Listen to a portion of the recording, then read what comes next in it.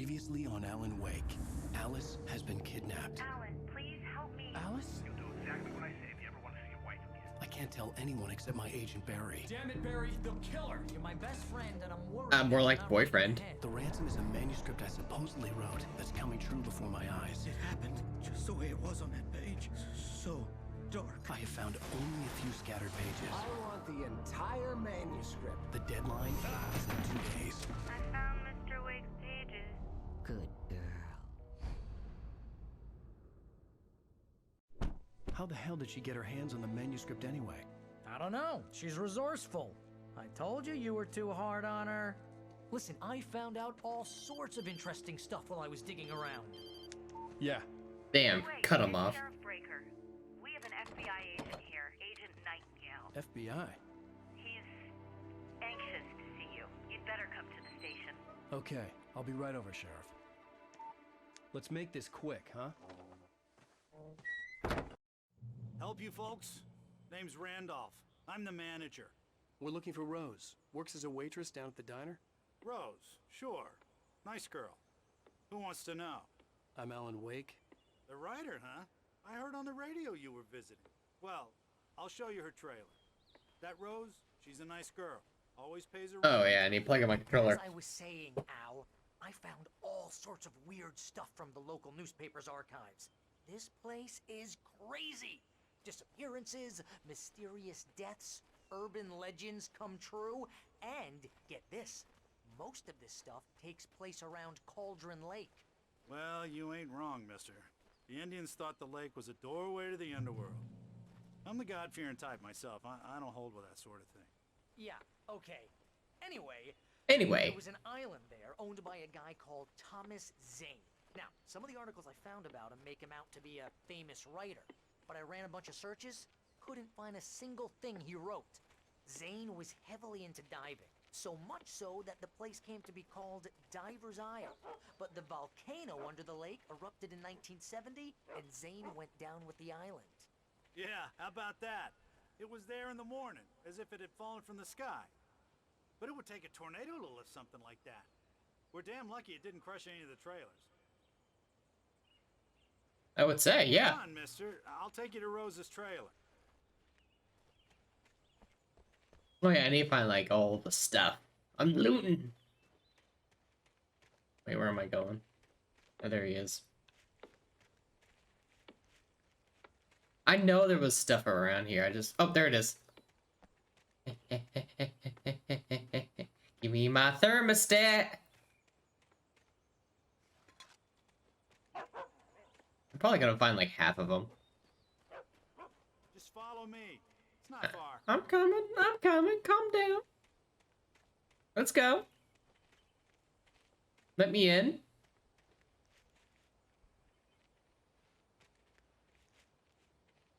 It gets better. A local girl, Barbara Jagger, drowned in Cauldron Lake just a week earlier. They were lovers. Sure, Jagger's a local spook story. The Scratching Hag comes for you in the dark. Childish stuff like that. Anyway, Al, I'm just getting to the best part. All of the articles about this stuff were written by Cynthia Weaver. I asked around, and she's that crazy bag lady you met. What, the lamp lady? She can be a little loopy, but she's not homeless or anything. Yeah, anyway, she knew both Jagger and Zane before they both died, and she had some kind of a breakdown. Hmm. Lore. Interesting.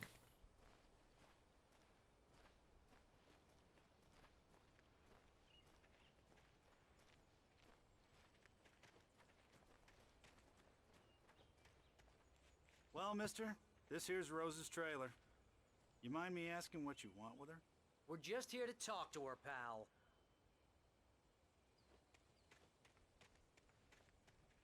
We're here just to talk. Pulls out revolver. We're just here to talk.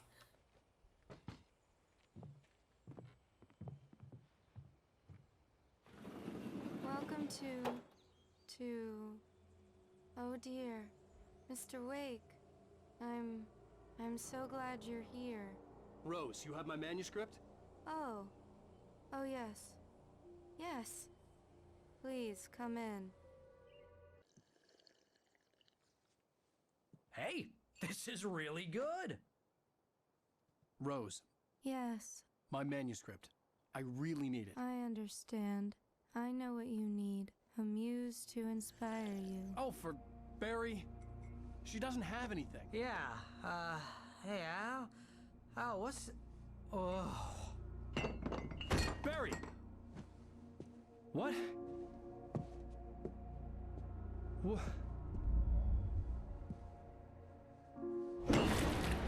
Oh no! It was a trap! If someone is talking to me like that, Mr. Wake. I wouldn't trust her. It's coming for you, hiding in my barber's skin. I'm too weak to stop it. You must turn the lights on. I promised I'd come visit you and your lovely wife. You must finish what you started. I insist. You must turn the lights on. Turn the light on.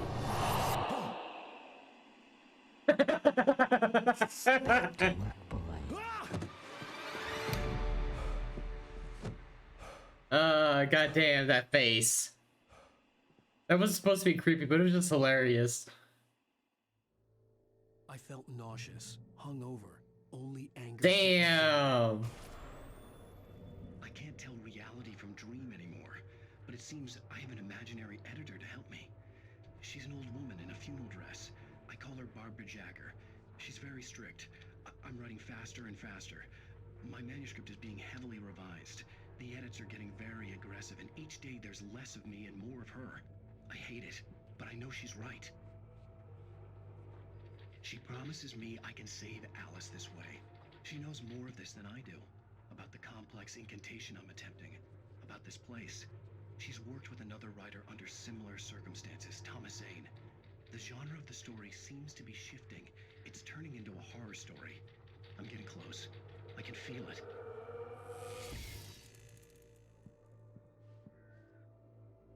Damn. Someone's, well, we already knew who she was. Rose took a day from me. I had less than 12 hours left to meet the kidnapper. All I could do was get Barry into the car, work something out once I got on the road. Welcome to the Oh Dear Diner. What can I get you today? Coffee? I couldn't work up much hate for Rose. Something had used her to get to me, and left its mark. This is not the new Alan Wake. This is the old one. Milk and sugar on the counter there. Would you like to hear today's specials? Thank you. I'm just refreshing myself before I play it and buy it. Soon. So, did I say Alan Wake 2? No, it's just normal Alan Wake. Okay, cool. Waitress doesn't work overnight. She's not possessed. She's just overworked. There's a Barry was difference. adamant. He was way too heavy to carry. My boyfriend's too heavy to carry. Damn it. Alright, I'll just go pull the car around. So handsome. My gun and flashlight were gone. I'd have to find a way to get Barry into the car as quickly as possible. There was no time to waste. Mr. Randolph liked Rose. That little smile. She's an entire She was still mood. sweet when life had tried so hard to make her better. It wasn't any of his business what she did in her trailer. But those strangers, the writer and his smart-ass sidekick, looked like trouble. And they'd been in there for hours, way past her normal bedtime. He reached for the phone and called the sheriff's station. Oh, so the sheriff is on the way. That's neat.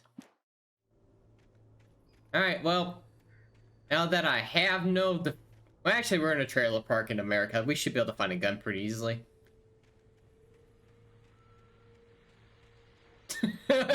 That's pretty bad to say, but...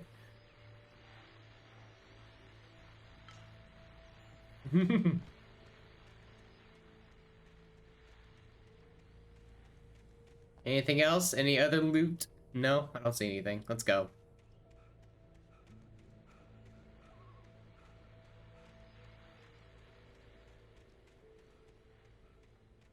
I have to go get the damn car.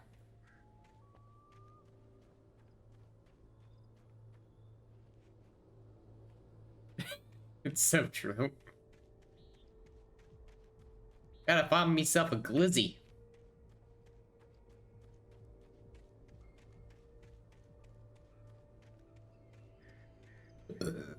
Excuse me.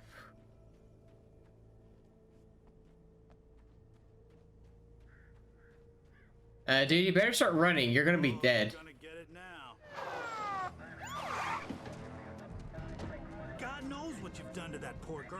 This is Agent Nightingale, FBI. Get him up, Hemingway. You're under arrest. You move a muscle, I'll unload right in your goddamn face. Stay right where you are, Slade. Billy! There's the villain right there! God damn, he's trigger happy. We just met! Whoa, I'm a writer. every writer knows how to do that. You goddamn maniac. Oh, thank you for commenting on that. I was about to say. I hated to leave Barry behind, but there was no way I'd miss my appointment with the kidnapper. Give it up, Mr. Wake. Come on. Make it easy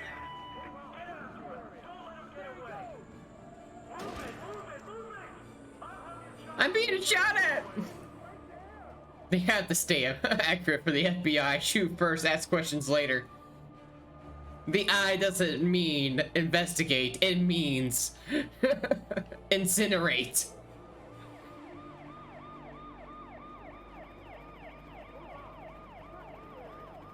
He's just a writer. How could he get away from us? I've read his book. I know where he's going. Stop running. There he goes. Shut up. I'm fine. Okay, men. Keep your eyes peeled. He's gonna try to make it through you. Oh, damn.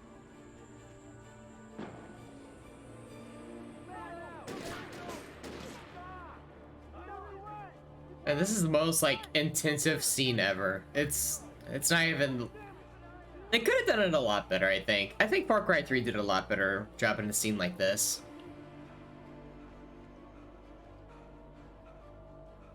Well, I just left Barry alone. I left my boyfriend alone. Well, I'm great at these relationships.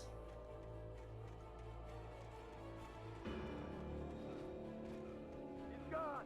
Come on, guys. We need to head him off. For decades, the darkness that wore Barbara Jagger's skin slept fitfully in the dark place that was its home and prison.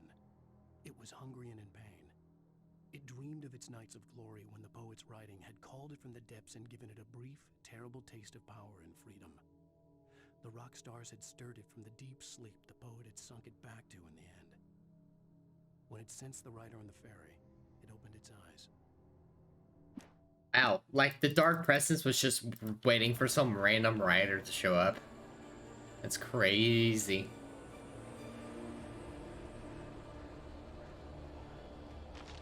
I can't wait to play the second one. It'll just take me some. Oh! Officer, are you okay? Oh, that's not good, is it? Agent Nightingale. This is Sheriff Breaker. Over. Nightingale, over.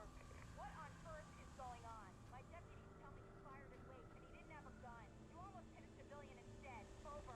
Yeah, what the hell is up with that? I'm giving King. I don't have time for this. Oh, yeah, okay, yeah, this is pretty accurate. This is lore accurate. People in my town. Over. I'm a federal agent pursuing a You want to discuss my message, Sheriff? Make an appointment. Over. You stay right where you are, Agent Nightingale. I'm on my way. Out. Let's go through the spooky sound. Looks like there's a page over here. Rose didn't know how the strange old lady got in her trailer, and she looked wrong somehow. The woman showed her teeth in an approximation of a smile and traced a finger down Rose's cheek. Pretty girl, she said. Rose felt as if she was falling asleep, but her knees didn't buckle. The crone spoke in a whisper, her words ice cold and dark in Rose's ear. Damn, Alan, what kind of book are you writing? Alan's writing something.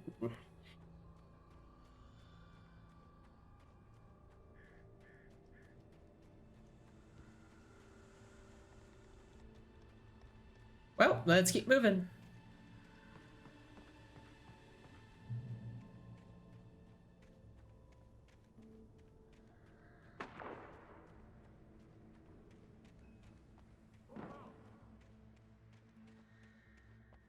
Search the area.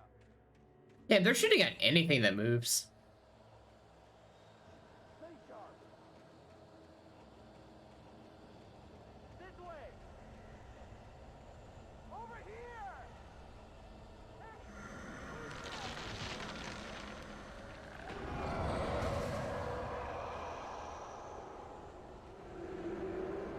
That'll be fine.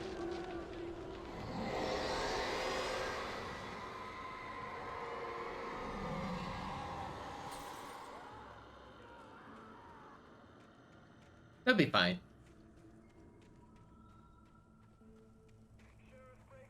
This horror was everywhere I went, circling me. The cops didn't stand a chance. They were after a writer, not a monster. Took out my deputies? Are you kidding? I mean, have you seen this guy? He wears a tweed jacket. Over. Hey, the jacket's very stylish. I don't know yet, but I'm not in the habit of jumping to conclusions. That tends to come back and bite you in the ass. Out. My jacket's fine. It has pockets. Look at these pockets. They're lovely. It has the hood. And I have like an under jacket on too. Like I'm double jacketing up right now. Don't insult the jacket. Don't insult my drip. I'll come for you, deputy, whatever. Insult my damn jacket? Oh shit. You on the ground. Hold it right there. There's nowhere to run. Freeze! Ow. He's using a shotgun.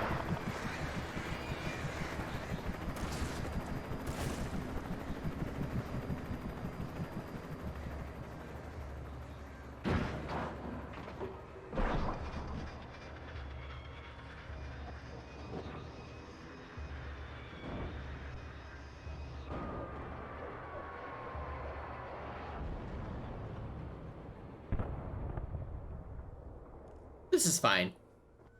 This is fine. We're fine.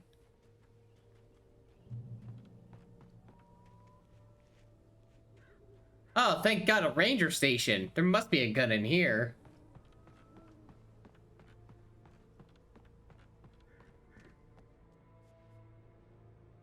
Nope, just a thermos. This is James. Mulligan, Thornton, come in. Over. Thornton here. Jake, we got both Wheeler and Rose in custody. They didn't put up a fight or anything. Why, they were... Hey, what are you... Come on! Sit down and give me that. James, Mulligan here. Over. Go ahead, Mulligan. Over. We got Wheeler and Rose here. Wheeler's drunk or hopped up on something. Speaking of which, that Fed had a... I could see the lights at the radio station in the distance. Over. I don't have anything on that, Deputy Mulligan. Over. Well, whatever. Anyway, Rose is just being plain weird here. You better get Doc in to take a look at both. Over. Gotcha. You better get them here quickly. The Fed's gonna want to interview Wheeler. Over. Oh yeah, I bet he does. Looks like they have a lot in common. Mulligan out. Oh, that was interesting.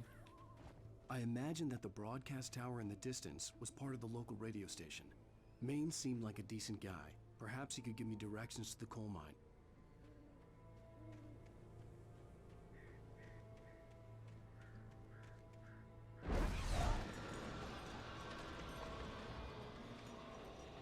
Unnatural shadows clung to the gate. The darkness that was after me was trying to stop me. I wouldn't get through without a light. I want to get out through a light, but I want a light.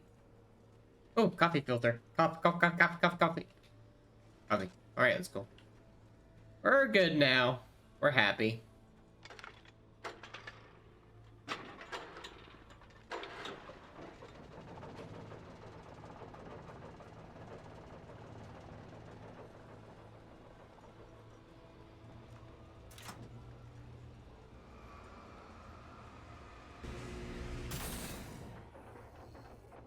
Ha!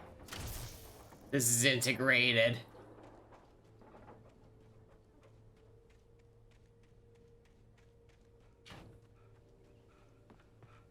Ooh, big yawn.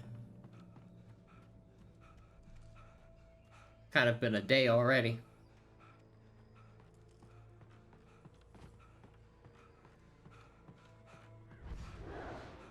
Ah, again with this stuff.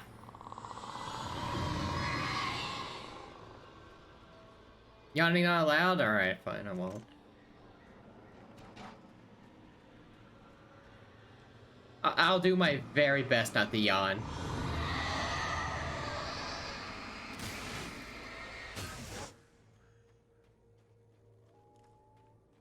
Man, flashlights are OP. Another cop car. Moment to recognize the flashbang grenades. They were an ideal weapon for my situation. Team 1, come in. Over. You know, I was just talking about it last chapter. I was like, maybe there is flashbang grenades. Come in. I need a report. Over. Come on, guys. Talk to me.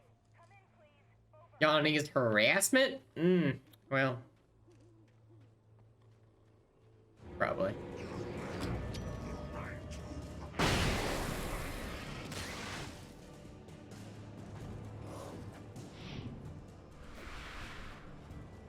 Time to run.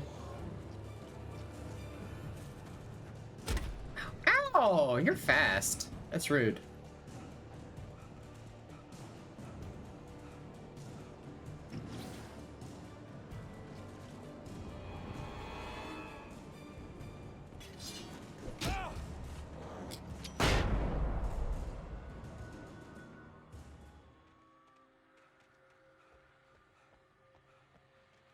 I don't know. I can't really say anything about it. And here's another call. You're on KBF-FM with Pat Maine. It's Milt Peabody, Pat. What's on your mind, Milt? Well, I live near the trailer park, Pat, and there's a big ruckus going on over there. Well, that's just up the road from me, too. What's going on, do you know? I don't know, but there's a bunch of police cars there, lots of sirens, a helicopter buzzing around, and I think I heard some gunshots. Gunshots?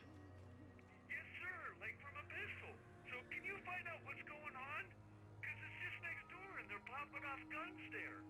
They're still shooting? No, it was maybe 10-15 minutes ago. It sounds serious, Pat. I'm telling you. Sounds serious. I'm certainly going to give the station a call, Milt. Okay. You'll hear it here as soon as I hear from them. Okay, thanks. The radio station guy's just like, nah, that's just normal. That's just normal trailer park.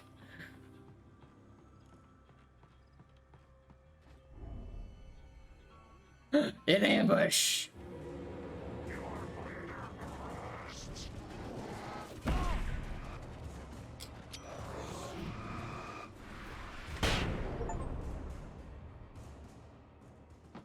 Boom. But this is like really deep in the country where everyone's friendly, supposedly, you know? So they're like, oh, that's weird. Why is everyone shooting? This is not during the day where people shoot normally.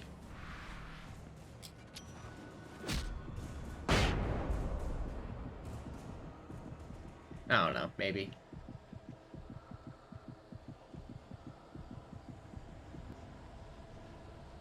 I don't know where I'm going.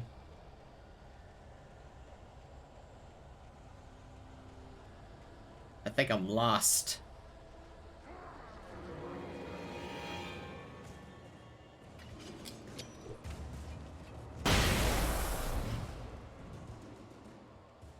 Oh, here it is. Cool. No, this is a secret, apparently.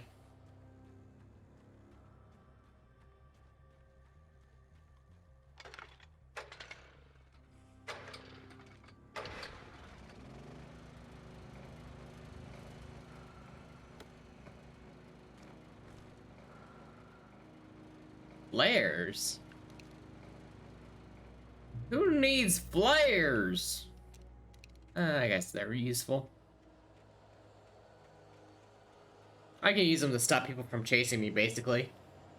Since I don't have a gun, I can just do this. Back demons!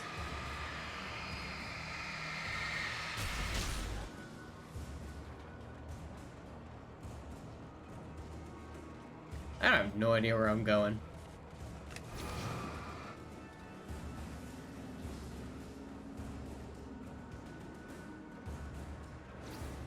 Oh, here's something.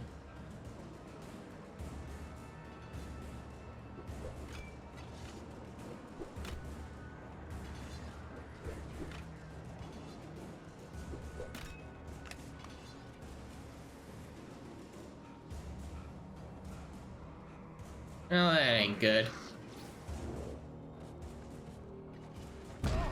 Ow.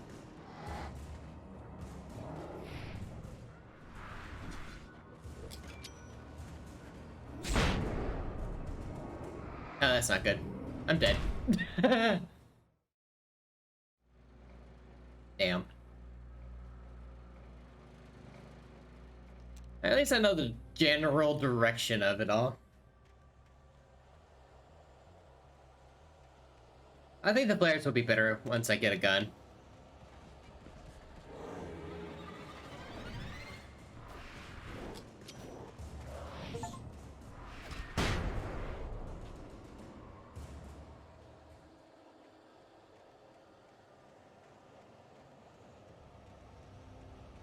I'm always just wanting to dash around, you know? Maybe because I'm lazy and I just want to rush through the game or something, I don't know. Like, I'm enjoying the game, but I do want to get to Alan Wake 2.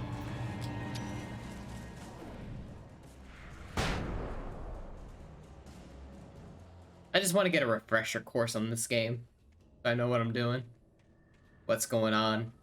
Because I think, like, all the main people are still in the game.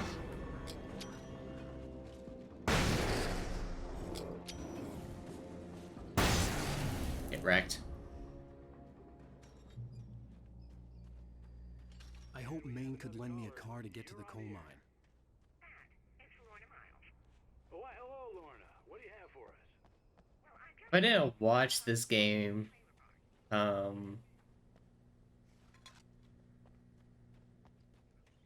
I'm gonna be uploading it.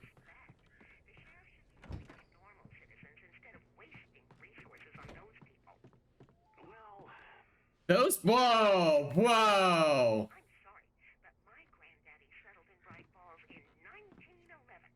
Well, thank you very much for that compassionate viewpoint, Lorna.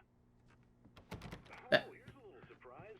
The famous writer Alan Wake just walked in. Folks, I'm going to see if I can talk him into an interview. Don't say my name! They're after me! Come on in, Mr. Wake. Oh, I'm so glad you could find the time to do this, Mr. Wake. Nowhere to run now, Dan Brown. You back away from me. Don't hurt it. Whoa, whoa, whoa. Everyone calm down. Put the gun down. We're all friends here, right? Cool your jets, Nightingale. We got him. What the hell's the matter with you? There's a civilian in there. More accurate. You know, technically, Alan has every right to run away in this situation by law. Because they're using unlawful force. He's protecting his own life. Because he is not showing any sign of having a gun, threatening, or anything. Ridiculous. That's what you get for naming a book The Sudden Stop. It was probably good I hadn't had the chance to tell Maine where I was going. I'd have to lose the cops and find my own way to the mine. Nightingale stared through the broken studio window into the dark woods. He turned around, started to walk out, but Maine grabbed his arm. "Young man, you almost shot me. You don't shoot off rounds at people like that. What's the matter with you?" Nightingale shook his arm free, marched out. His cheeks burned with rage and humiliation. Yeah, you tell him. I hope that radio guy's in the next game. He seems awesome. If anyone deserves to be in the sequel, he does.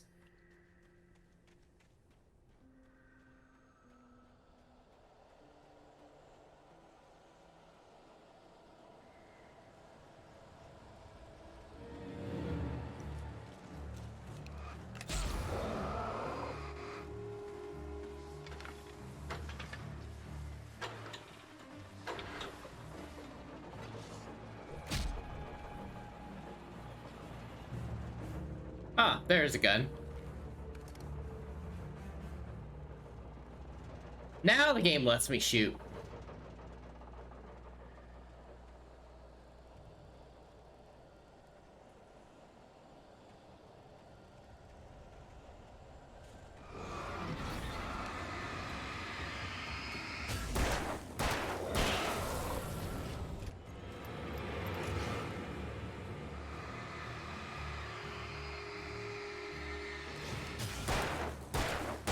Boom, boom.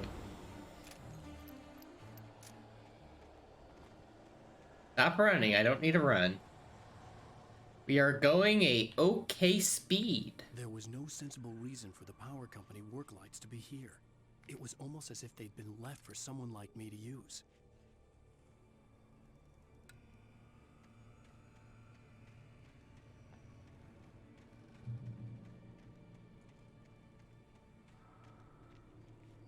In light, you can hurt them. Yeah, I know. That's something I learned the hard way.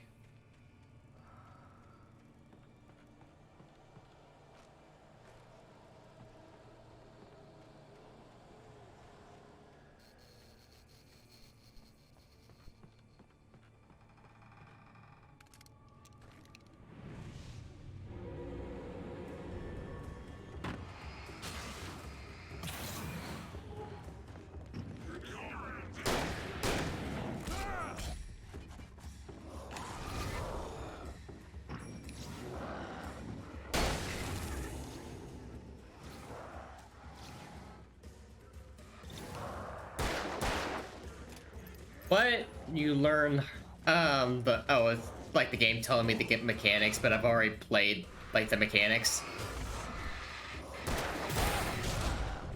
Ow, ow.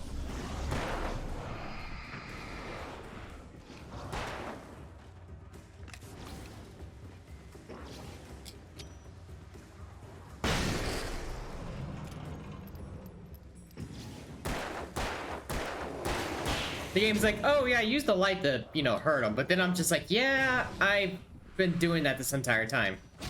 Damn it. Pop. I messed that up a little.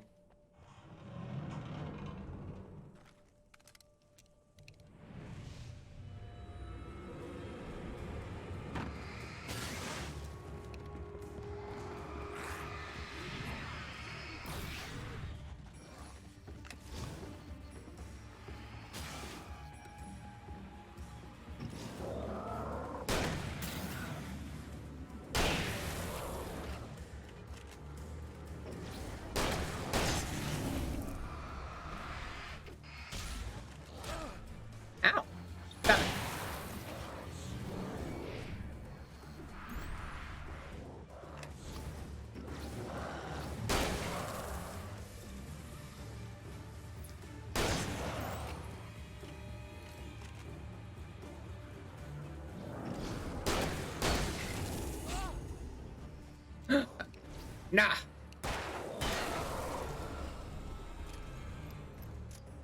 You know what I just kind of realized? These guys are called the Taken, and they're shadowy figures. But in Destiny 2, there's also an enemy faction called the Taken, and they're the Taken versions of enemies. So basically, this is a prequel to Destiny 2. Think about it. That's so dumb, but it works.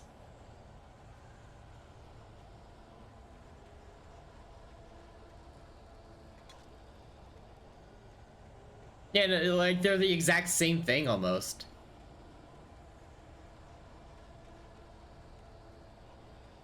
Yeah, actually, wait. No, she's asleep right now. I can't wake her up right now. Sarah trusted her gut, and her gut said Agent Nightingale was an asshole. He felt wrong, and it wasn't just the smell of stale booze. It was in the way he flashed his badge, pulled rank, the look in his eyes when he wanted answers. Where was Alan Wake? What was this about an accident? Where was his wife? And most importantly, why did she let Wake go? He wouldn't answer her questions. Federal business was all he'd say. Yeah, no, like this this is setting up to be a sequel to to Destiny. It's hilarious, and I love it. I love every second of it.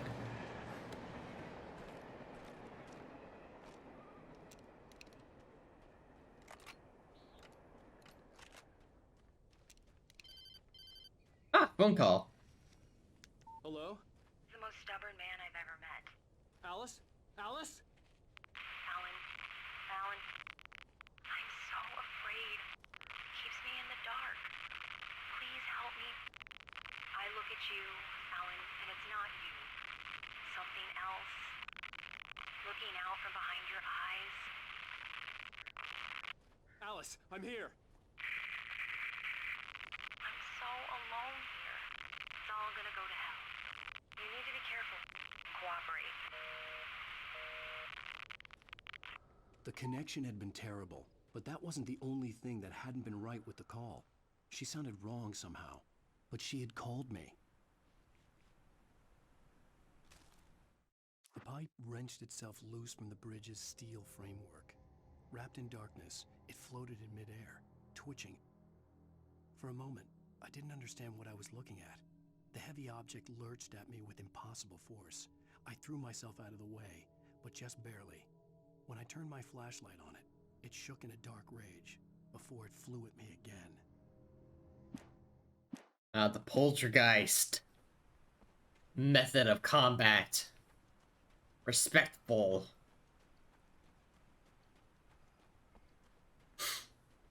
God, with me like editing or like rendering my Darkwood playthrough just reminds me of all the poltergeist stuff that happened in that game.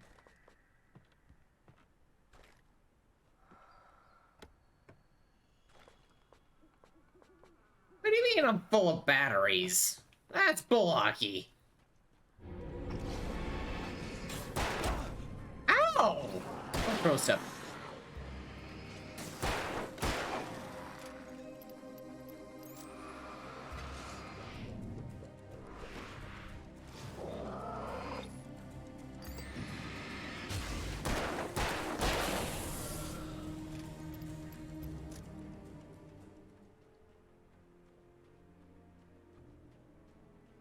That was rude.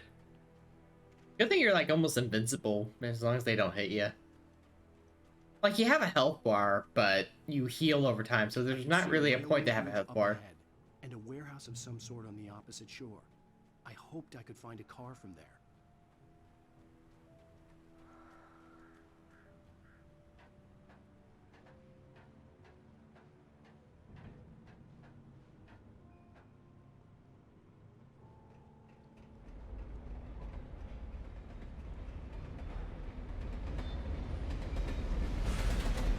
Choo-choo!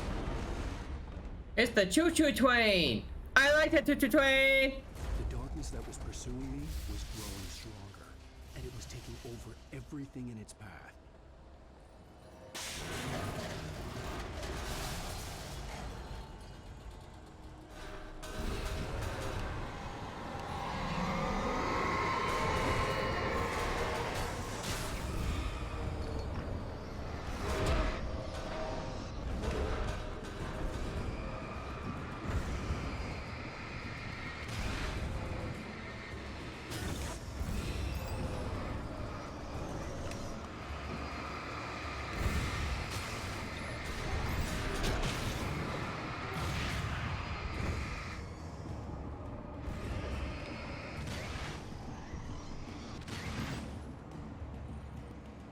God damn.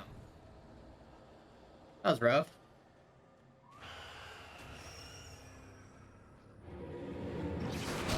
Ah! Well, I'm hurt. But everything gonna be alright. 'Cause I got you and me. I slammed the door shut right in his smug face. He pleaded for me to open the door. True to form, the asshole actually thought I would obey. I had no sympathy left, no guilt either, not for him. I took a moment to savor the scream. I bet I had a smile on my face. It was all that I had time for. The dark presence was inside the lodge with me. Damn. Alan Wake going dark. As a teenager, just starting to get interested in writing, Stephen King had been a source of inspiration to me. I thought about all the inanimate objects that had come to life in his books. No one is safe in a good horror story. Certainly not the protagonist. That's what makes them fun. This was anything but. The darkness could possess anything, and it was getting closer.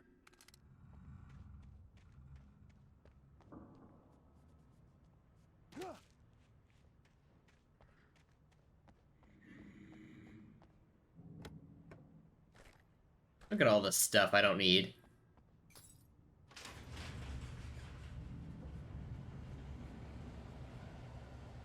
Wow.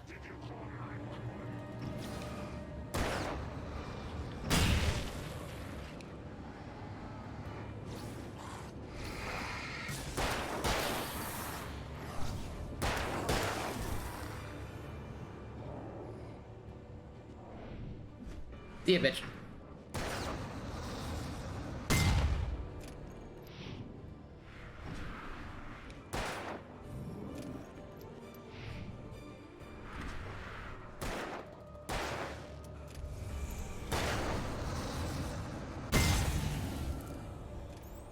Ha! 20 style points to me.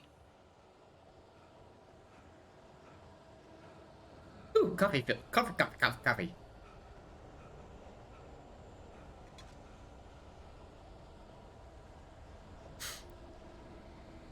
Had to dance around that for a minute.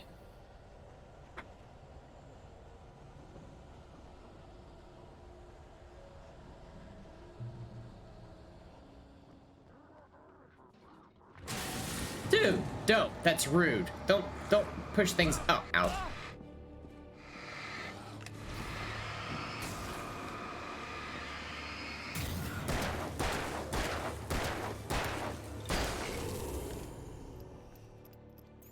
Reloading.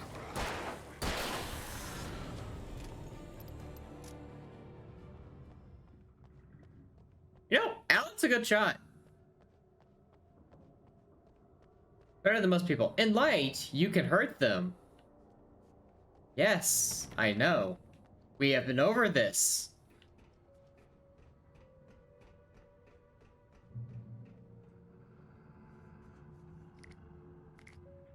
Man, this grandma's just been storing ammo and batteries everywhere for everyone to use. Oh, hell yeah, my favorite TV show. Existence for granted, unaware that they are merely a thin veneer of desperate self-delusion, covering a vast cosmos of madness and horror. All too often, the stars are right. In Night Springs. Tonight's episode, a family occasion. Nah, Alan doesn't believe in family. The darkness surged towards me, sucking everything loose from the ground into its depths, tugging at my clothes. I saw the flare the kidnapper had dropped and threw myself towards it just as I felt my feet leave the ground. The darkness embraced me with the force of a tornado. Somehow I managed to light the flare. The darkness roared and cast me away. I fell toward the dark waters of the lake far below. I guess that what he's writing is just a basic manuscript for the story, which makes sense. It's just explaining what like sections of the story are talking. That actually makes sense for a writer to do. You go through the story, write this manuscript, then you go through and make it more detailed. Maybe that's what I should do. Oh, well, now I have a boss fight.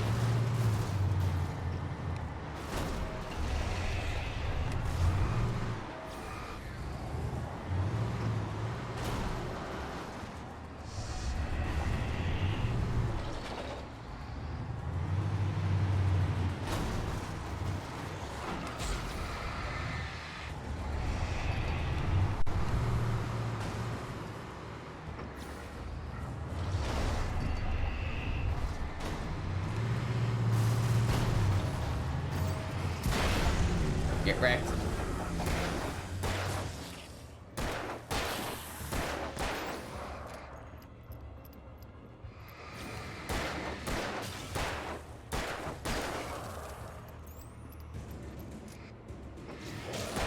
Pop, pop. And lip up.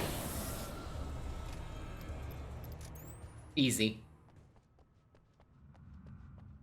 This is why I play games on hard. Sometimes it's too easy, but on normal, and this game still feels pretty balanced. It's just that, how do you say? If you mess up, it's, you know, of course you're gonna get hurt. And it's gonna beat you down, but it's not so much of a challenge once you get used to the combat. I am locked and loaded.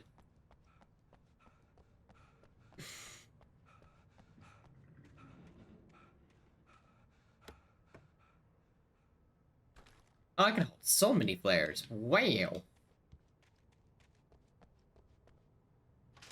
The flares are kind of like the broken item of the game, where it's just instant AoE damage continuously for a bit.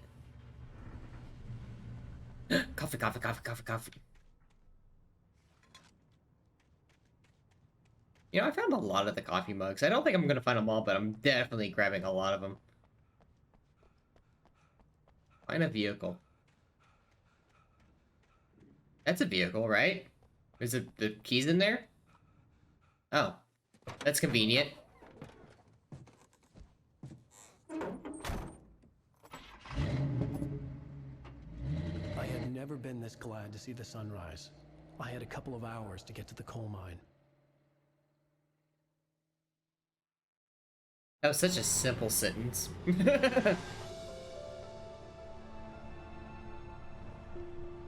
coal mine wasn't far now.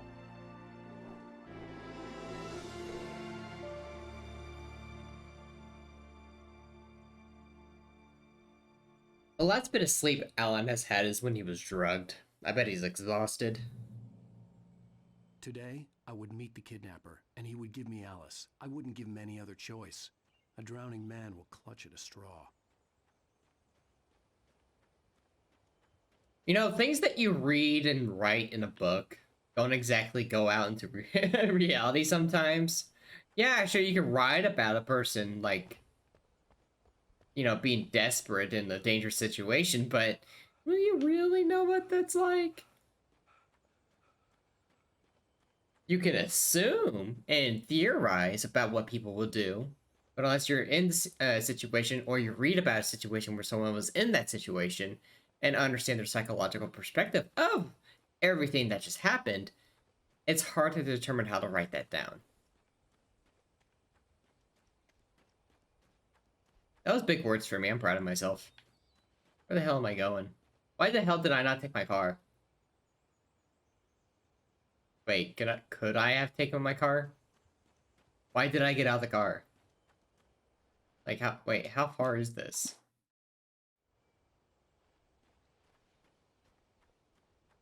Wait. Wait, could I have taken the car? Now I gotta know. Now I gotta know.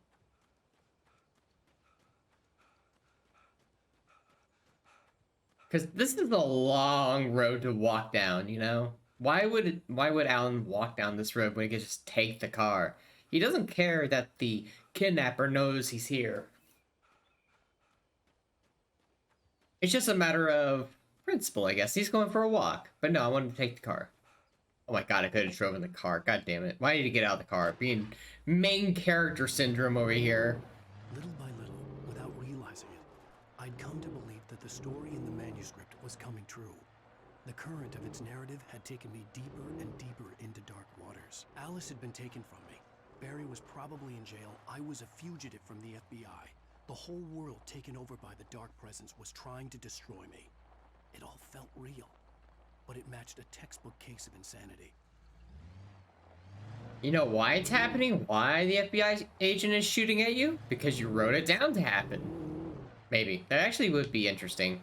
The FBI agent doesn't even know why he's acting the way he is. He's just in place by what Alan wrote. I guess that would be interesting.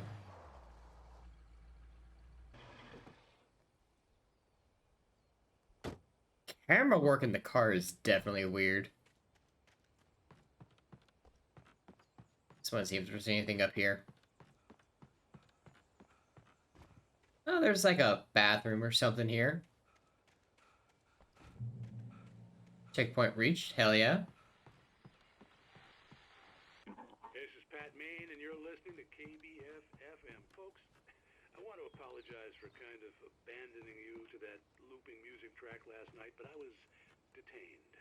You see, I encountered a big shot G-man with an itchy trigger finger who could use a lesson in manners and a boot in the ass. Not Hell yeah. necessarily in that order either. Now, folks, I know I'm not being very informative here, and I apologize for that. I really should just keep quiet, but I'm just so peeved right now, because some people just shouldn't be carrying badges. I'm just glad that our Sheriff Breaker was there to straighten things out. And if someone I met last night is listening, let me just say, I'm sorry if my mouth got you in trouble. I'm pretty sure you're not the bad guy here. Godspeed, son. I hope you know what you're doing. Now, on a lighter note, I'll be talking to Dr. Nelson all morning. But first, little music. What a gamer. What a friend. He knows what's going on. He doesn't know what's like really going on, but he knows like He knows what's up. He can tell what people are. Oh my god, the camera when you drive is weird. If I so much as flick, it like slides to the side. It's so weird. I just stole someone else's car, didn't I?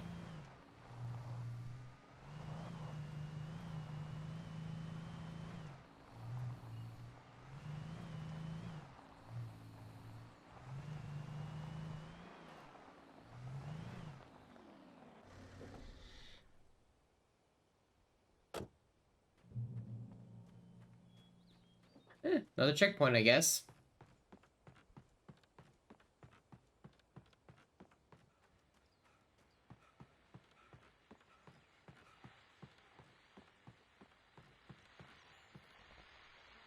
Welcome back to KBF FM. Hope you enjoyed that tune. Now, Doc, you were talking about life and finding that special someone, that soulmate. Well, you were talking about that. I was saying I don't buy it. Well, see, to me, that's strange, because I always pegged you as a hopeless romantic. You got me there, Pat. But I think love's where you look for it. And you need to do a lot of looking, sure. But the idea that there's that one special person. The idea that there's one special person. I think there's multiple people that everyone could be compatible with. It's just finding them and understanding them. Sure, you could be compatible with technically anyone. It's just there has to be understanding and boundaries.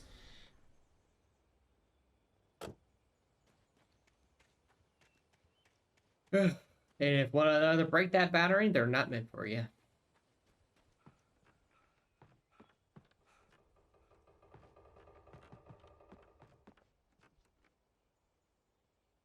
I guess that does kind of sound a little blunt, but it's kind of how I feel.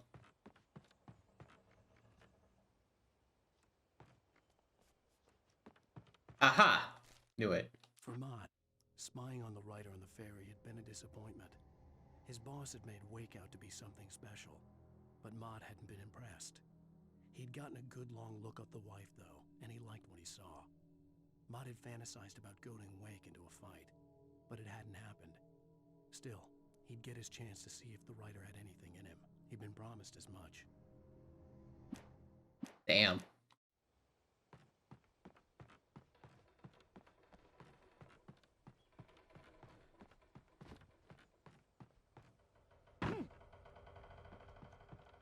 I can't believe people do that.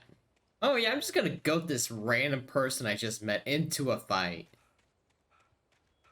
I don't even see the point of it.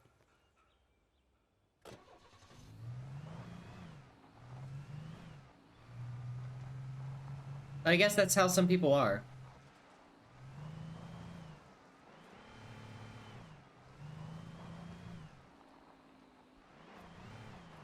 I guess I was about to say I'm a visitor, but now...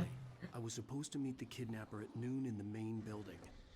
The coal mine was quiet. It was a museum now.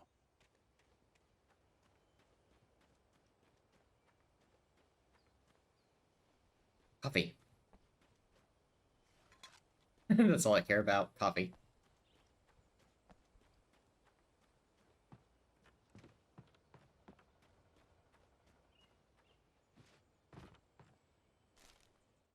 With Nightingale gone and the night wind blowing in through the broken studio window, Maine stared at Sarah. The sheriff looked away. Maine's voice shook with barely controlled anger. That boy's doing more drinking than thinking. I hope you know what you're doing, Sarah. He's got a sickness in his eyes. You take my word for it.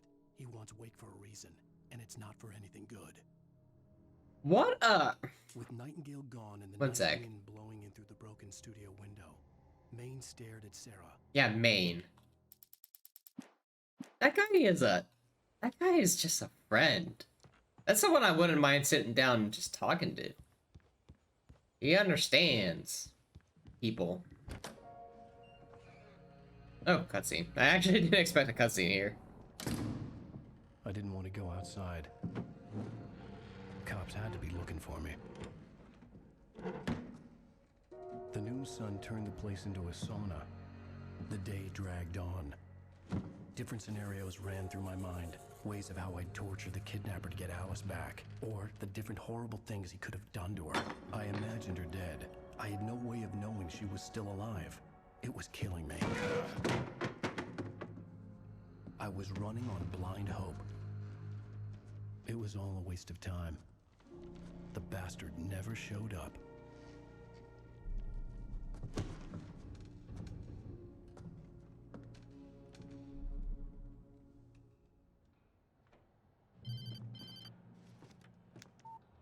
Where the hell are you? Change of plans. You know where Mirror Peak is? It's a big mountain north of where you are. You follow the path from the mine, you can't miss it. There's a lookout point there. I'll be waiting. I'm through being jerked around You by you. want to see your wife alive? Because if you do, you better watch what you say to me. Do we understand each other? I want to talk to Alice. Yeah, and I want the manuscript. Don't keep me waiting, Wake. Hello? Hello? Ah! I'm gonna kill him. Okay. I had to get to Mirror Peak. Just, that's understandable.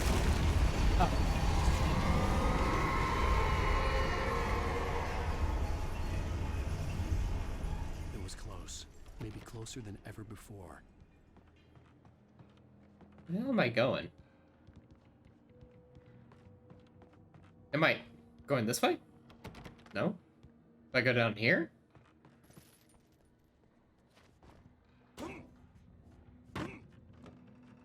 I don't know if I'm supposed to be down here.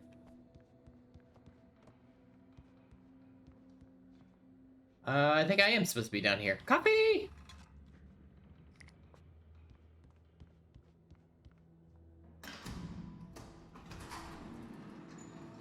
Caution. No thanks.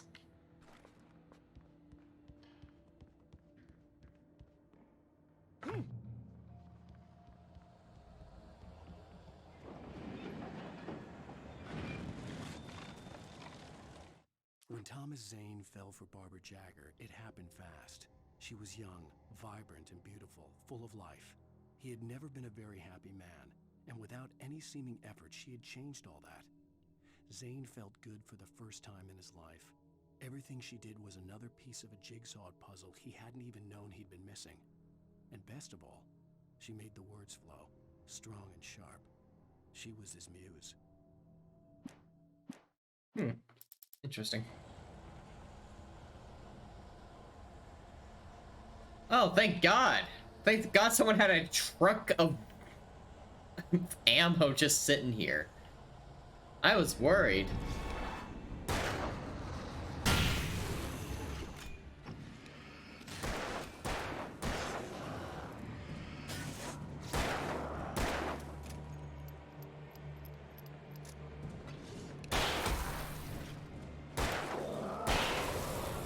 Get wrecked.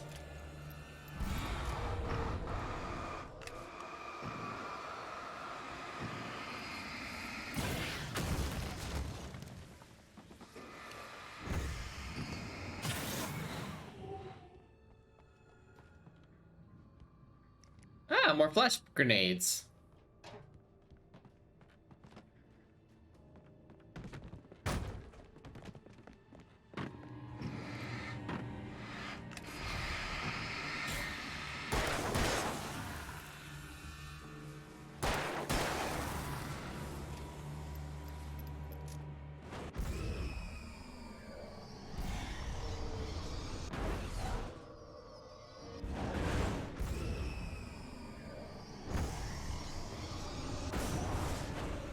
Well, something wants me dead.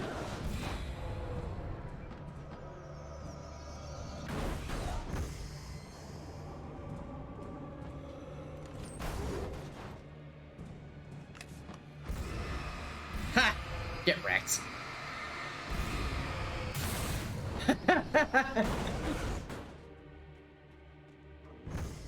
I enjoy that too much.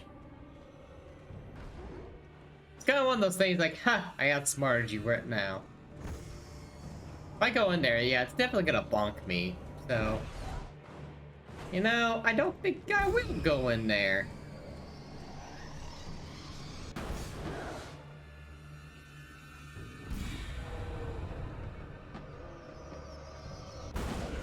I'm gonna have to hop in there and throw it. Wait for it to smash again. Oh, that'll work.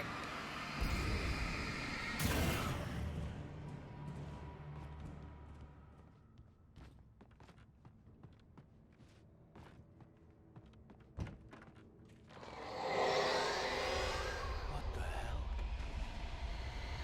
Oh. That's not good.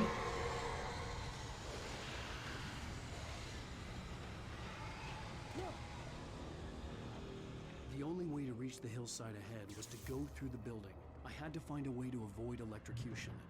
Nah, you can take it. You can take it.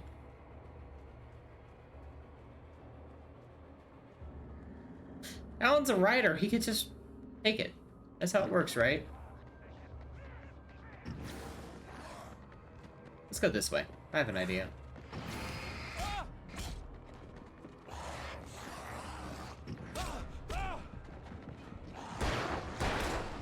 I fucked up. Ah!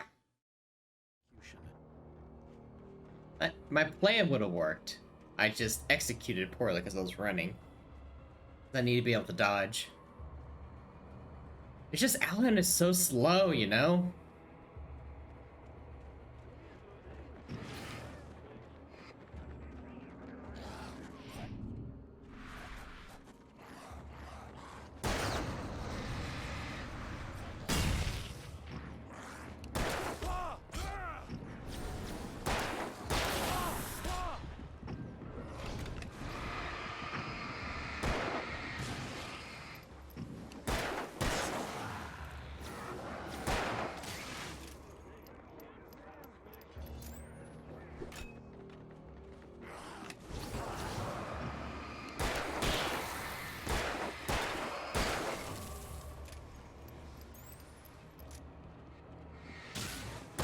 Come on. There you go.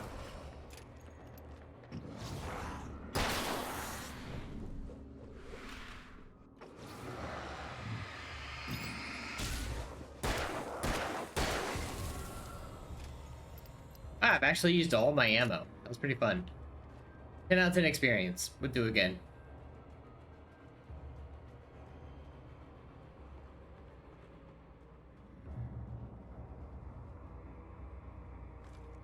Ah, flare gun. Nice.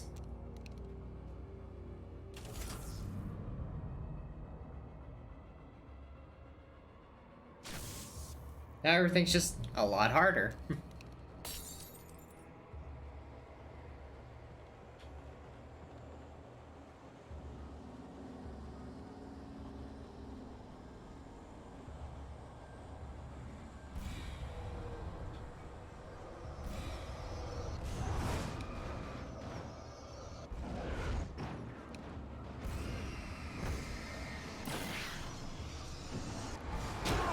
Ow.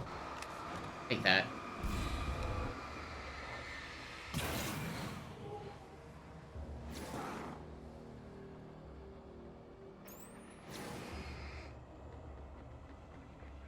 Yeah, that's gonna be fun.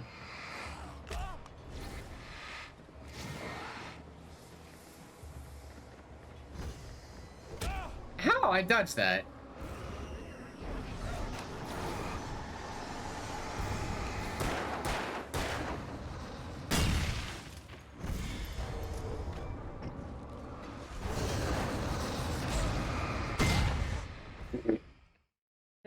It hit the gas tank. I might need flash grenades for this part.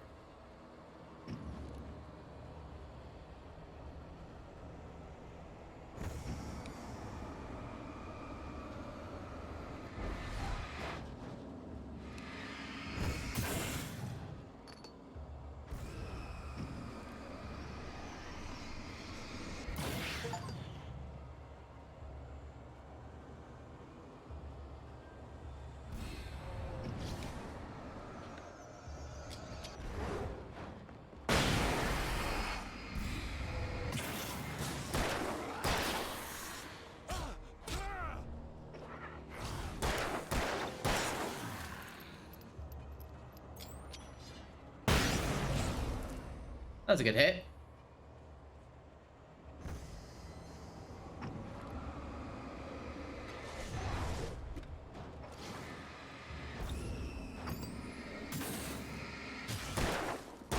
Pop, there we go.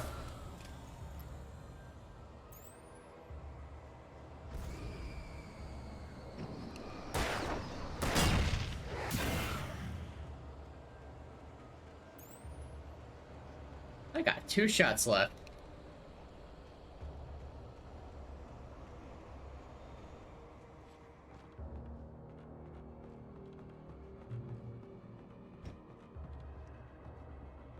How long have I been on this chapter?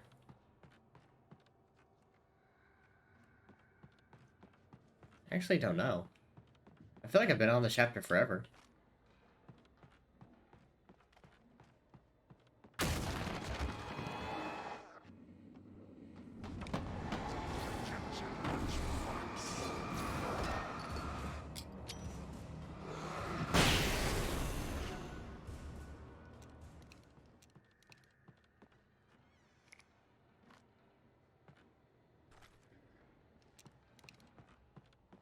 Ooh, got an itch.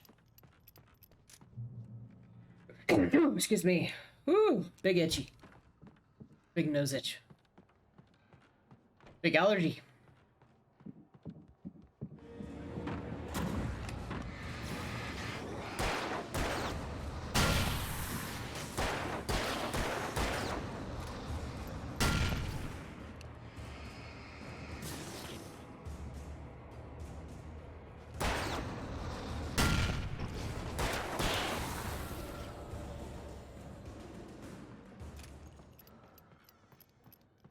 Trust no one in the dark.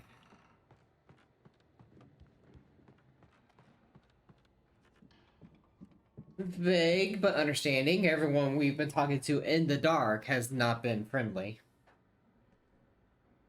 Coffee. Hell yeah.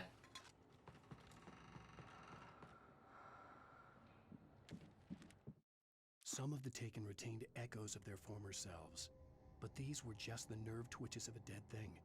Nothing remained but a shell covered and filled with darkness.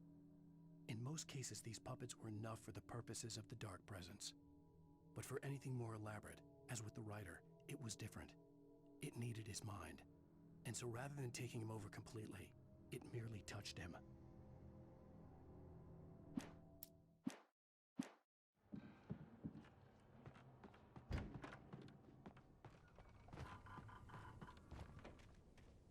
Well.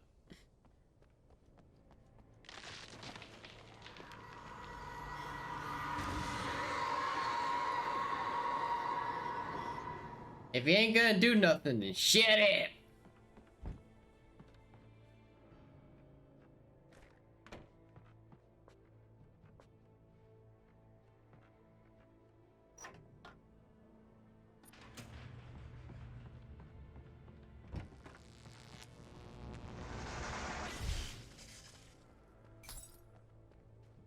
There was no way the flashbang grenades were Standard Power Company equipment.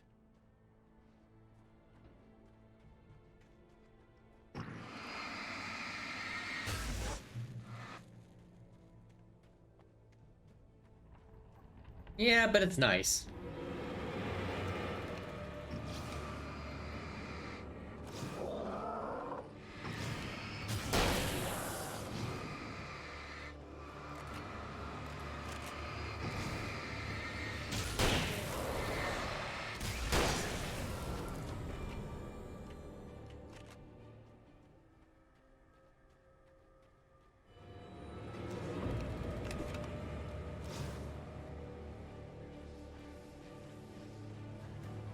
I didn't mean to throw that. I had a flashbang, I thought.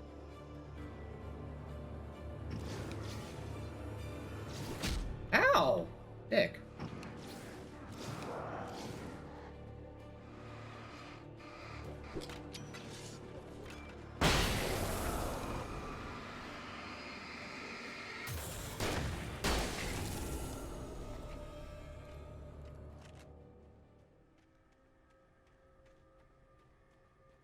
Doop doo doo doop doop doop. Oh, manuscript.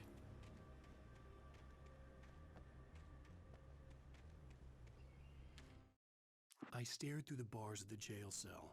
Barry stood behind me, swaying on his feet, looking as ill as I felt. Agent Nightingale stood on the other side of the bars with Sheriff Breaker. Nightingale had a stack of manuscript pages in his hand. He seemed unhinged as he gloated. Well, I've got you now, Raymond Chandler. It's all here. All the evidence, including conspiracy to murder a federal agent. That's random.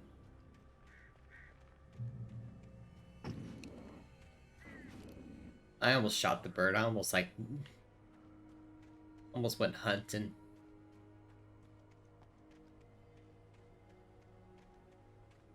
Oh, there's a coffee thing up there. I need it. Damn you, collectibles.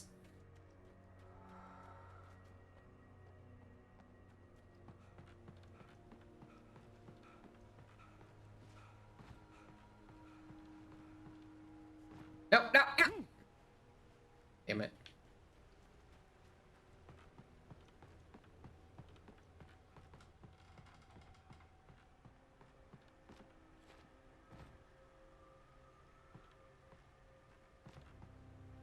Got it. That's all that matters. Ah, jumping. Jumping feels weird. Not respectful at all.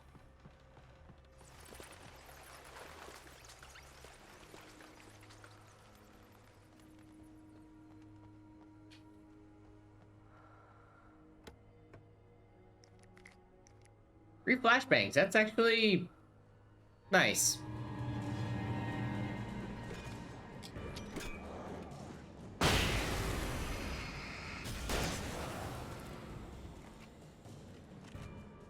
Two flashbangs. That's actually really nice.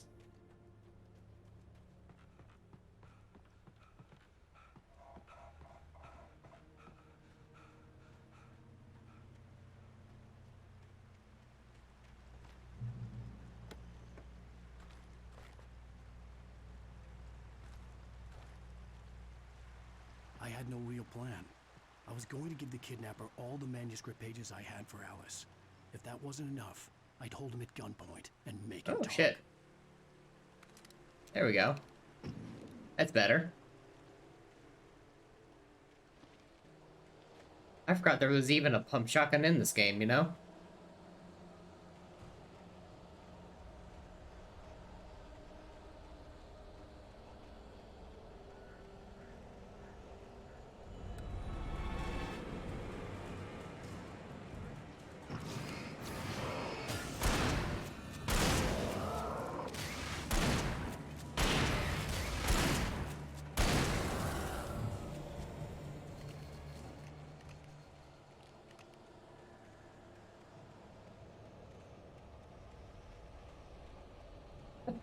Excuse me. I saw a thermos.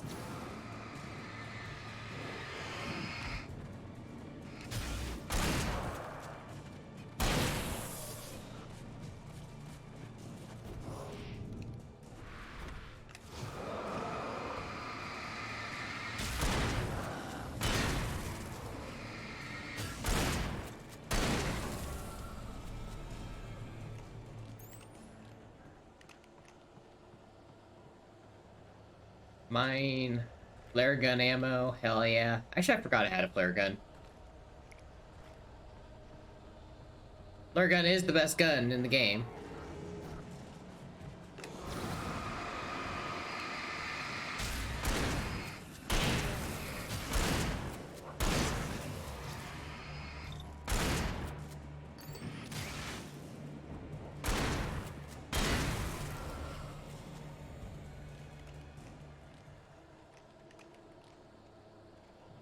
Man, you're really good at reloading.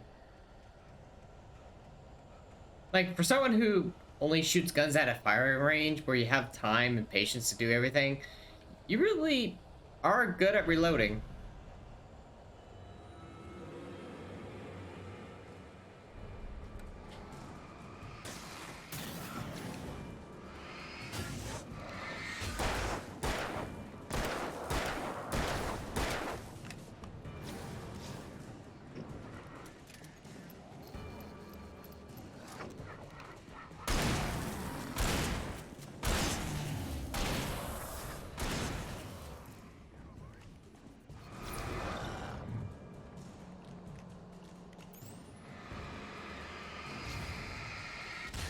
And power and kisser.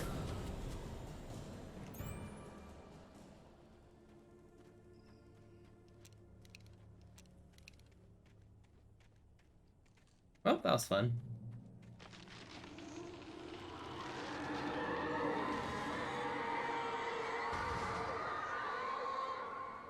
The dark presence was moving ahead of me in the same direction I was going. A cold feeling settled itself in the pit of my stomach. Was it going for Alice? Maybe. The graveyard shift may cause cancer. I'm sorry, what? Oh, that was the best line delivery.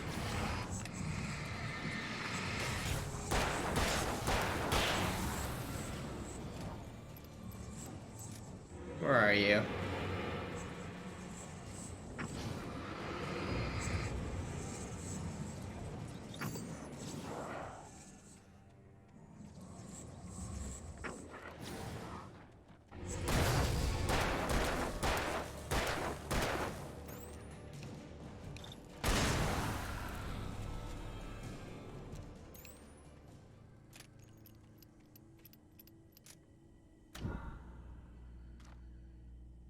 That was like the graveyard shift might cause cancer. That's someone. That was someone's like. Yeah, that's what the ghost said. I'm befumbled over what he just said. Oh. Like, the line delivery on that was great. It's just.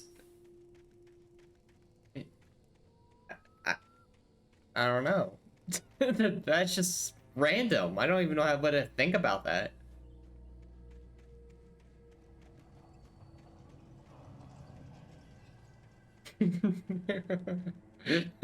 The lines in this game are amazing.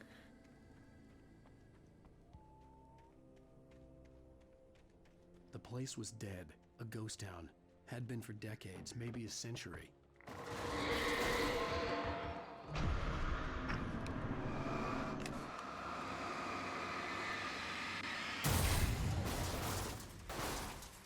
Oh, Alan can now finally say he defeated a car.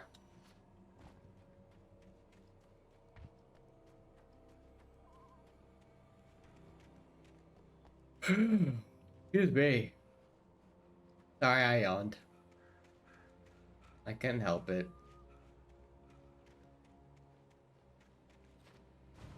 I was trying to see if there was something in there. Across the ghost town. Things were never as simple in real life as in fiction. I had lost count of the times I had wished there'd be a clear reason for my writer's block. Something to fight, something to lash out on. There wasn't. I was filled with doubt. I was nothing like the hero in my books. Alex Casey had gone through his life with single-minded determination, never wavering from his goal. Even now, I was angry at myself, angry at Alice, angry at Barry. I was fumbling and I had no plan.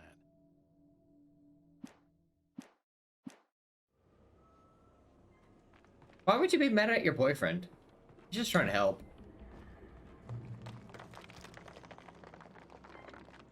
Lore. Just, lore. Who cares about lore? I'm here for loot.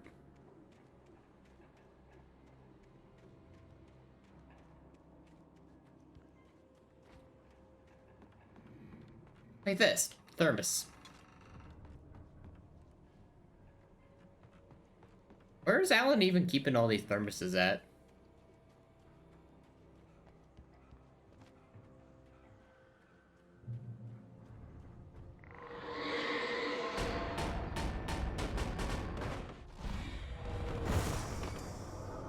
Not the refrigerator.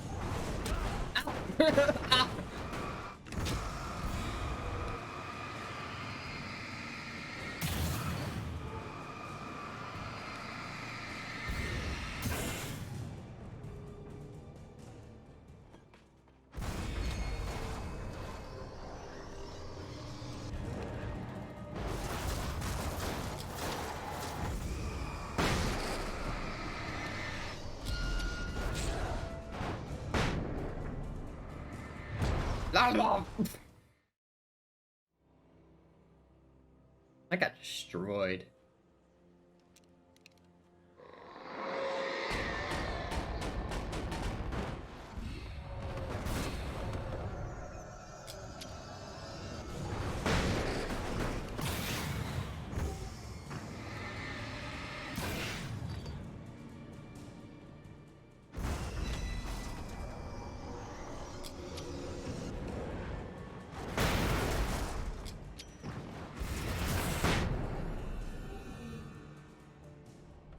I just flashbanged myself.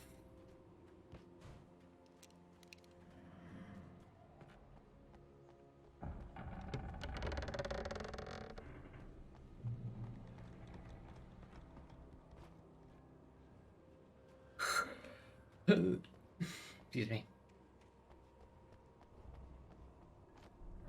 Any more possessed items? Oh, yeah, never mind, there is.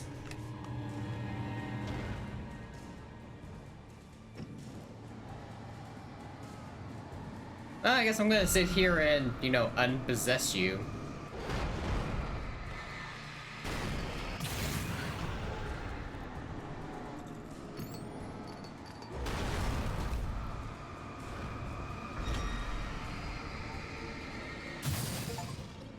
Ha! Apparently that was a boss.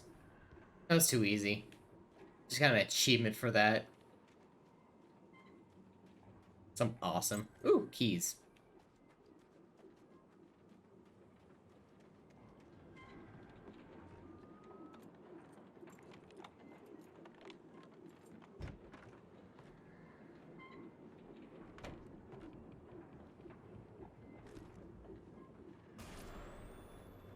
Anything outside of riding is a struggle.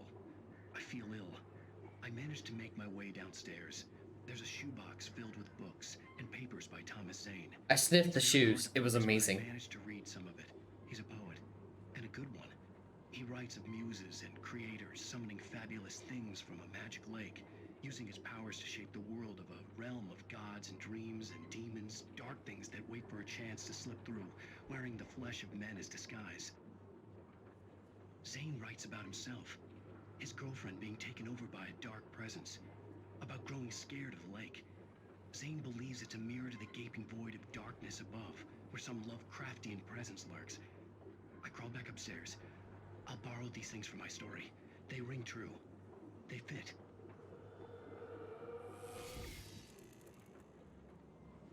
Okay.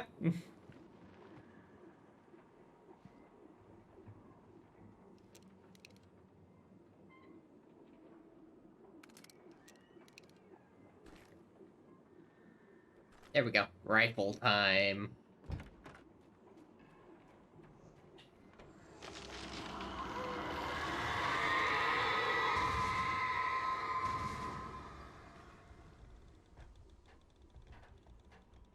This chapter's long, actually. This chapter is actually pretty long.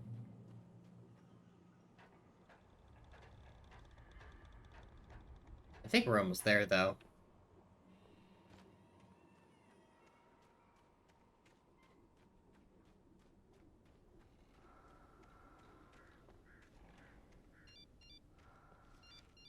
The kidnapper had sent me a text. The message was full of spelling errors and insults. It was telling me to hurry up. So he messed up 2 words? Or are you just explaining that it was just so poorly written. The only thing you can get out of it was hurry up. Damn. I kind of wish I could have seen this text message. Because I am a master of misspelling when it comes to text messages. And I want to see how bad it is. Birds.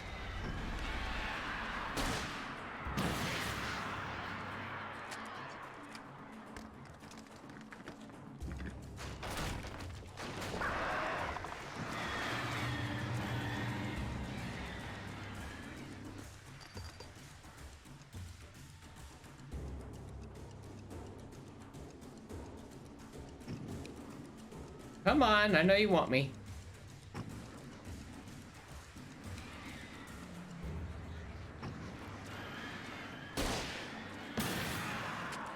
Perfect.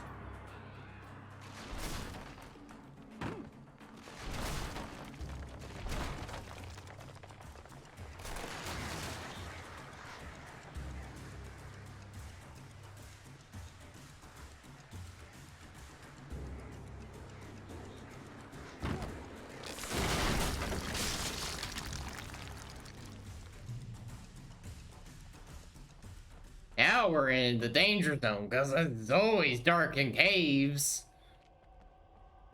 A world where darkness is your enemy, cave is a nice you don't wanna be.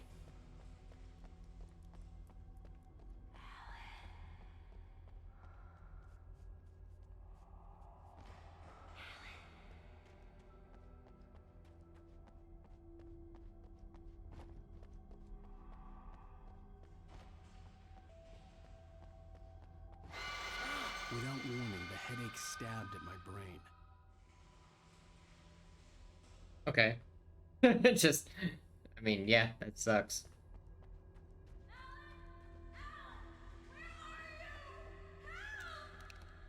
I'm coming, babe!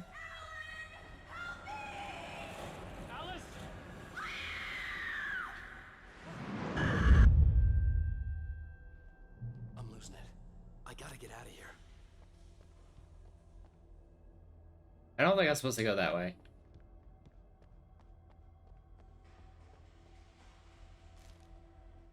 The hunters were big, thick-set men, confident and at home in the woods. They were feeling good, running on beer, ghost stories, and camaraderie late into the night. It did them no good, as they were taken by the dark presence, sucked deep into a darkness far worse than any ghost story they ever told or heard. Well, sucks to be them.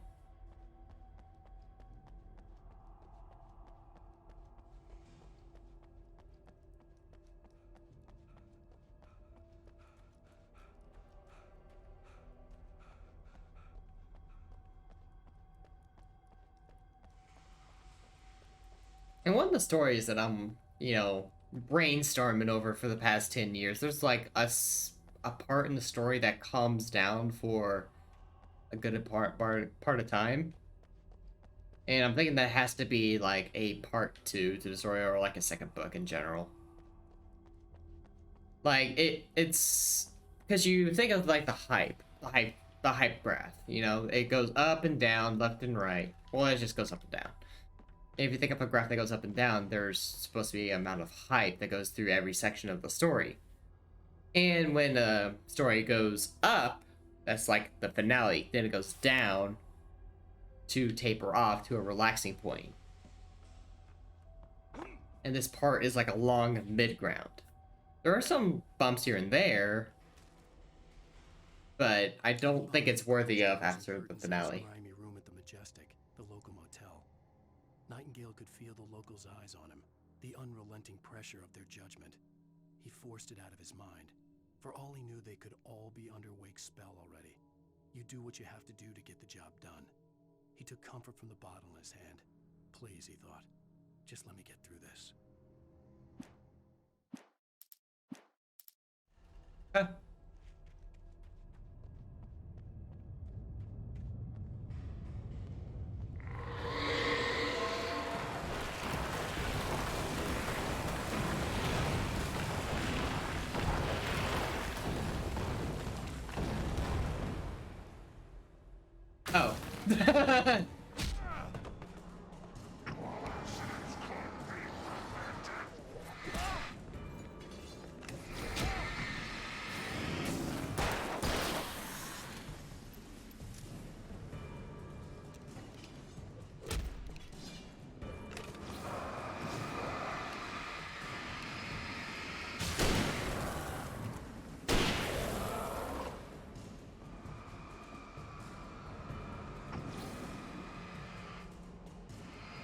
Come on.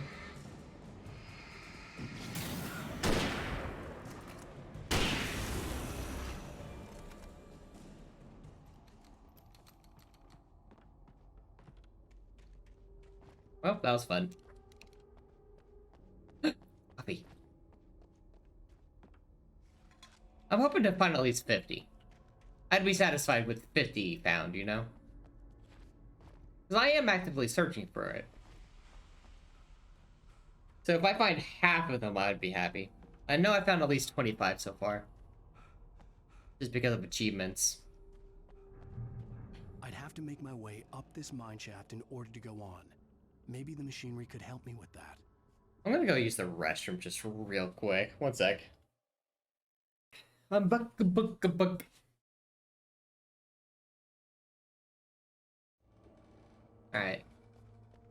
I feel like this chapter should be almost over.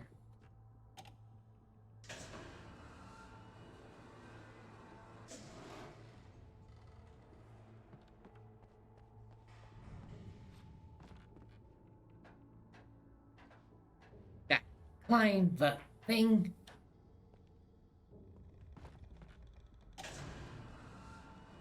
What a very simple puzzle, you know?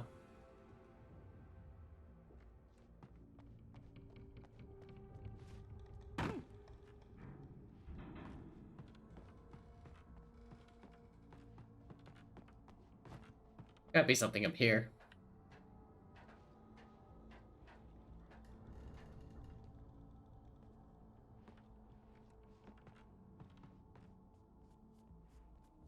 Oh yeah, okay, so that's what that's for.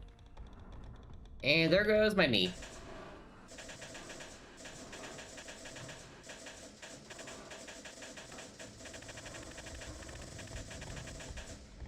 Well, I'm entertained now.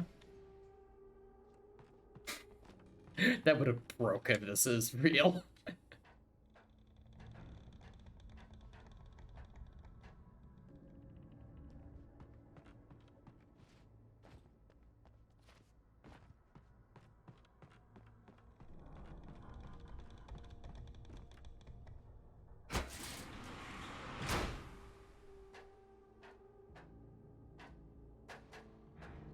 I mean, it's a very straightforward puzzle.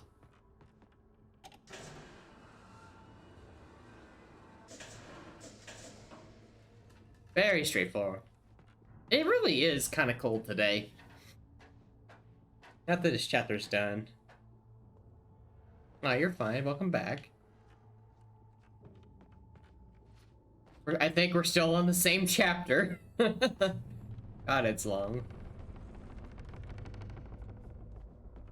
It's almost morning, so that must mean the chapter's almost over. Or I thought it was bright out. Never mind. Yeah! God, my kicks are amazing. I am the main character.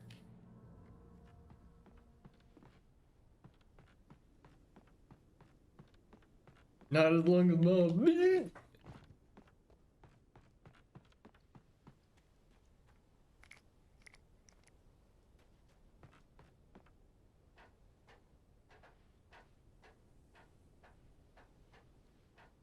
Oh, a little notey note. What does the note say? Lightning flashed behind the windows of Cauldron Lake Lodge. Tor Anderson laughed and held the steel hammer above his head. Nurse Sinclair was trying to calm him down without success. Tor grinned madly and shouted, "My hammer's up. Here's a friendly poke from Molnir, wench." He brought the hammer down with all his might on Sinclair's head. "We're on a comeback tour, baby."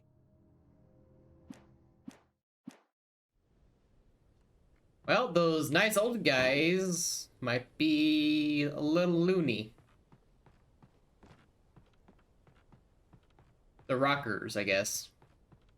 They seem nice. But if he straight up kills the nurse, that's just dumb.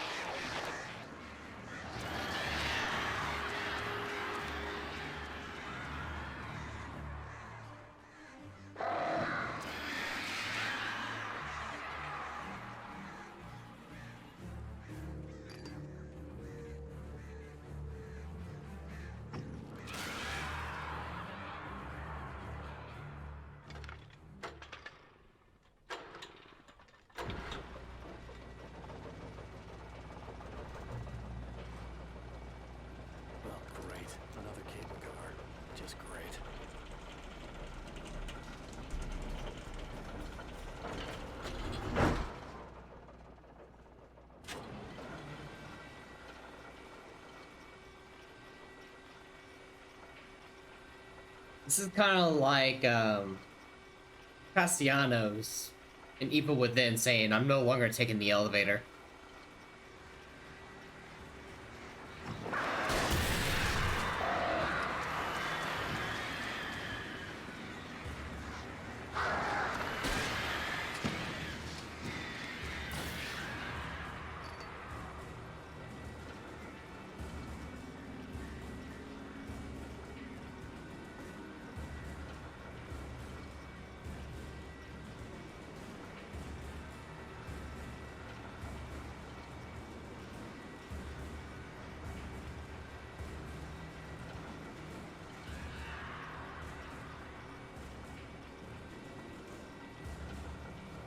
I hear him, but I don't see him.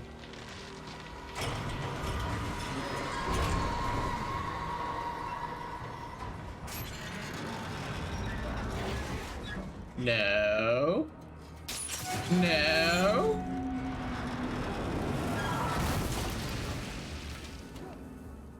Okay, we made it.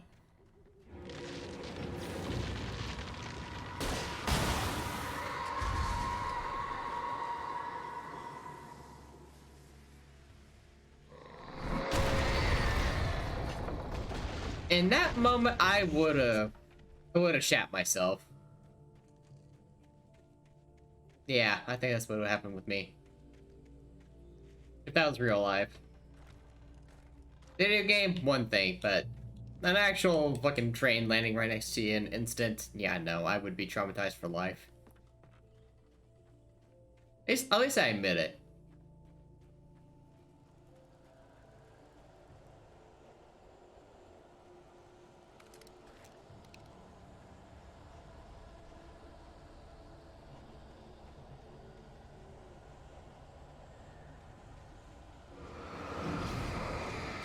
Then my therapist would say, "Why are you traumatized?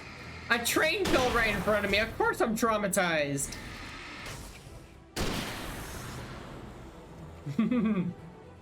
It's just the spicy sprinkles in life that make your character development worthwhile.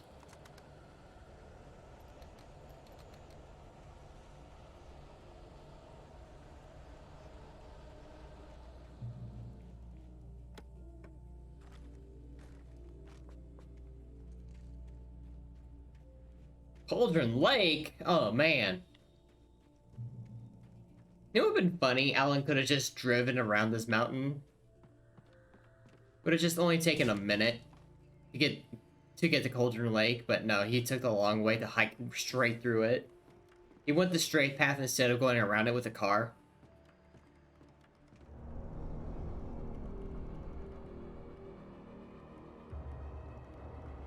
Oh no, I'm surrounded.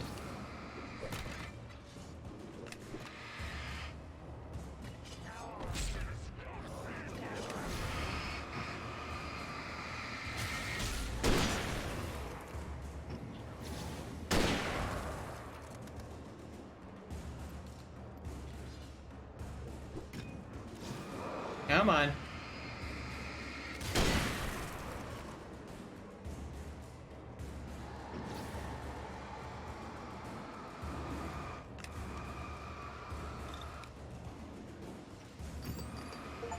Come on. Tried his hand and killed him.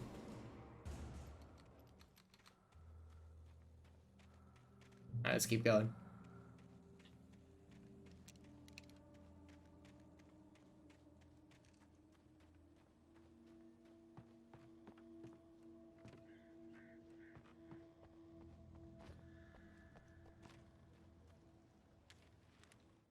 Maud had checked all of Stucky's rental cabins.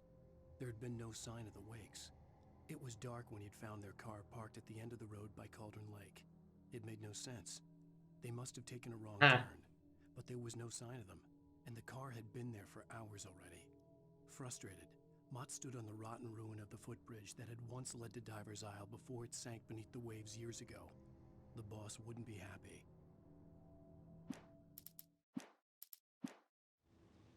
The boss wouldn't be happy. Oh no. Oh no. Who's the boss?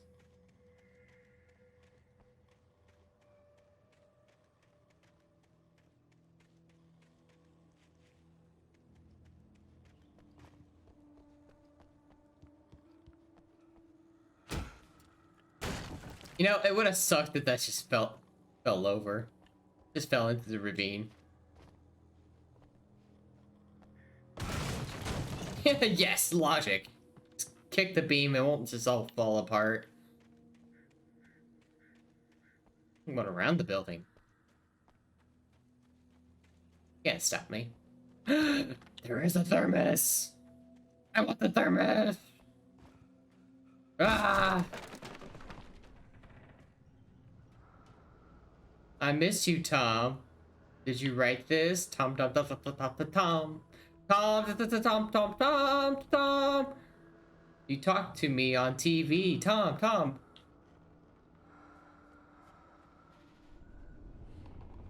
Someone's lonely.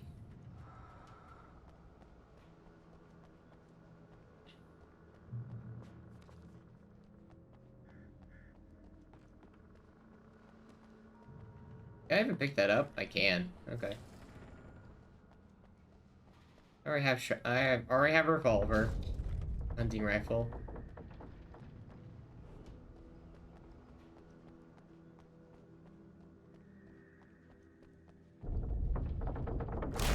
Ah! Oh no! I'm in danger now! Flashbang.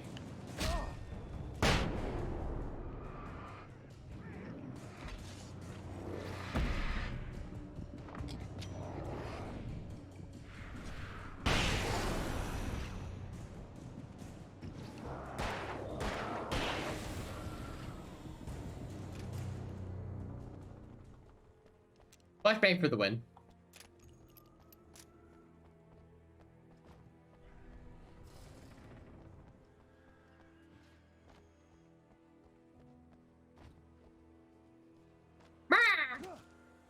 I want the thermos.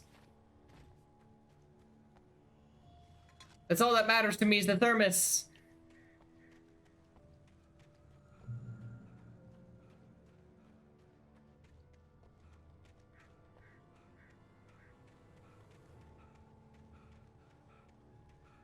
It'd be crazy if I only missed one thermos.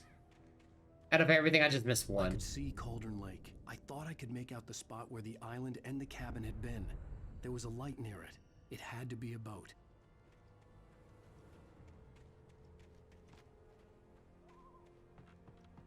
I was close now. I had to get there fast. I dreaded what I would find. I tried to hold on to Alice, but her form melted away. I was losing control. Dr. Hartman stood in her place. I wanted to hit him, but my arms were jelly. He smiled. It was a reassuring smile, and I hated him for it.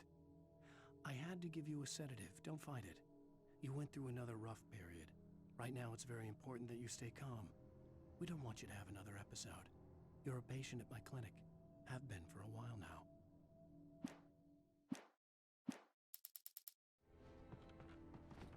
That's when you do hit him. Wait! Are you? Wait! Hey, I'm here! I'm coming! No! Get away! I'm sorry. Please, wait! The boss didn't know who he was messing with. I didn't know. I swear, I didn't know. We don't have his wife. We don't know where she is. She's probably drowned. We just said we had her to make a play ball. You see? To get him writing for us. Please!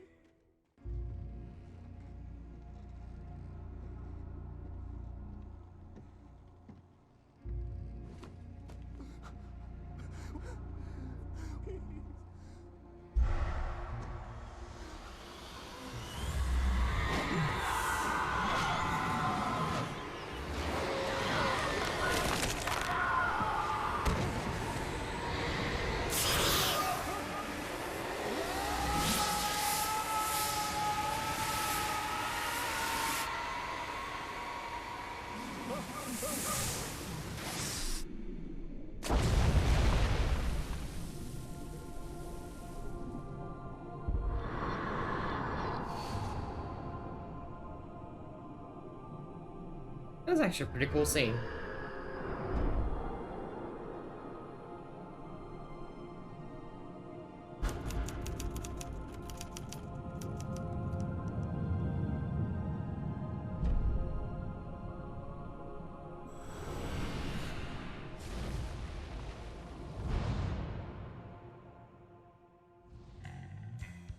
Alright, skip the music because it's copyright. Previously on